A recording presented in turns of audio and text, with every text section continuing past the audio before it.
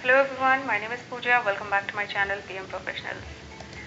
As the entire world is dealing with COVID situation and during this, most of us are working from home. So our today's topic will be how do we manage and grow virtual teams. So if you like this video, click on the like button, and to know more about project management, please subscribe my channel. So let's get started. So the virtual teams are fact of today's life and workplace. So before we start, at first, let's understand what is virtual team. So basically, the virtual teams are often made up of members from different culture and different countries and time zones, and sometimes even speaking different first languages as well. And as we all are aware that entire world is dealing with this COVID situation, wherein most of us are working from home, so it's very important to understand difficulties and challenges faced by the team. So here I am sharing my 10 best practices which will help you to successfully manage diversity in your virtual team. So here's a glance. We will discuss each of the topics in details in our coming slides.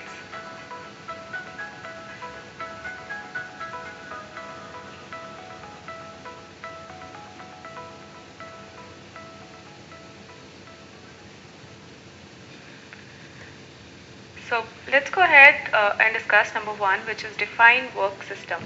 So the work system is a collective effort and designed when a particular task or a goal or a project objective is identified, which requires more than one person or a team, collaboration to accomplish the goal. And the work system incorporates technology, information, and business resources to create services or product for customers. So the team within the work system must first define and organize a system that will allow the goal to be achieved. The system must be defined to know which team member with which skill set and machines are needed, what each team member will be doing, and how the system will flow from one task to another or from one task to the next for maximum efficiency. So the number two, daily deliverables update. So quick daily progress update on the task for the day, or maybe a progress can be discussed, and any potential dependencies on the other team members or other team members can be called out in this meeting as well. So in this meeting, generally, a quick 15 minutes of update what each team member are doing, or maybe any potential risk or blockers or dependencies if any one of the team members wants to call out.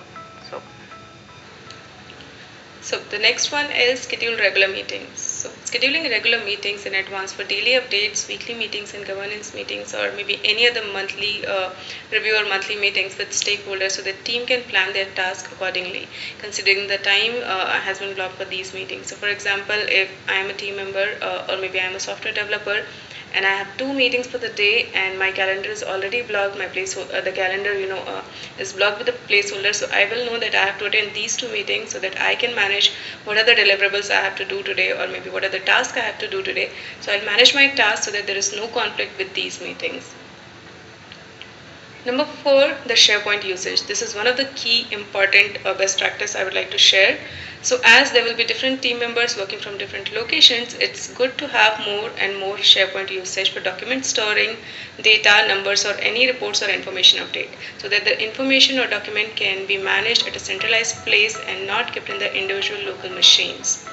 Number five, virtual connect session. Yes, it really works. Having a video call of virtual drink session or a quick coffee session with some of the work topics can improve the team bonding. So recently we had a virtual coffee session. It was a video conferencing with the entire team and stakeholders. Where in one of the discussion we talked about our families and how everyone is coping with COVID situation. And one of my stakeholders, she shared that she has 3 pets, and her daughter came up by saying just waving. So it was a good interactive session where we talked about some of the topic of the work discussions, which really help the team to know each other in a better way. So I really recommend these virtual connect session, virtual coffee sessions quite often. Maybe once in 2 weeks is recommended. So go for it. So moving on to the next one, have clear and detailed deliverables. So having a clear and defined deliverables in advance or a day prior in the form of tasks or activities for the next day will help the team to pick up the tasks which they have to work upon. Also having as much as possible details of deliverables, such as if it's a software development project, or the the project manager or the tech lead should share the coding standards to be followed across the team, or what are the syntax writing way, or maybe what is the naming convention to be followed, or maybe what are the APIs to be called. So this will help the team to know what are the standards they have to follow, and there will not be any conflict later while integration or while merging the codes. So number 7, allow a degree of flexibility for working hours. As the team members work from home, it's very much possible that they might have some household responsibilities to be performed. So in that case, it's good to allow a degree of flexibilities for working hours. However, there should be some consistency and overlapping hours in case of teams distributed in different time zones and across different locations. So let's move on. Number 8, establish multiple communication tools. So it's really important to have multiple communication tools instead just dropping the emails. It's really interactive and efficient if the team member is using various communication channels like Skype calls, communicators, sometimes Zoom or Teams call, or maybe video calls whenever it's possible. That will help the team to know more or to interact more or to have quick and efficient and better way of communication. So moving on, the next one is fortnight or regular reviews to see how team members are coping up. So doing a regular and recurring review to see how team members are coping up with things and situation, and what are the suggestions they would like to make to improve these communications and connects for a better communication. Last but not the least and very important point, centralized log updation for risk and blockers.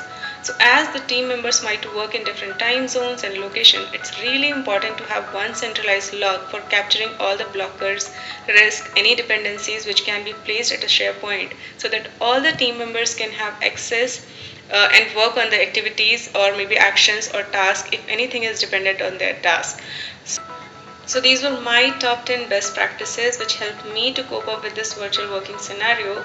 So hope this will be helpful for you guys as well. So thank you so much for watching this video, and don't forget to like this video and to subscribe my channel for more project management videos. So thank you everyone. Bye.